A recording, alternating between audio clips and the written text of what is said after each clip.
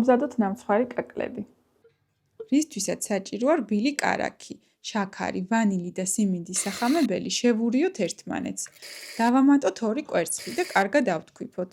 დავაცრათ ფქვილი სოდასთან ერთად. უნდა მივიღოთ პლასტელინივით რბილი ცომი. გავაკეთოთ პატარა ბლის ზომა ბურთულები. გავანაწილოთ გახურებულ საცხო ფორმაში და ვაცხოთ 3 წუთით.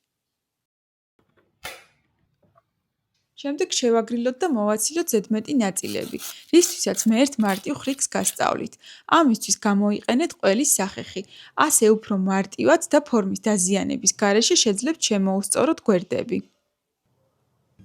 ძალიან მიყვარს გაფორმების პროცესი. გავადნე შავი შოკოლადი და კაკლის ნაწილი ამოვავლე მასში, შემდეგ დაქუცმაცებულ მიწისთხილში. კაკლების ნაწილს კი მოვაყარე შაქრის ფანტელი.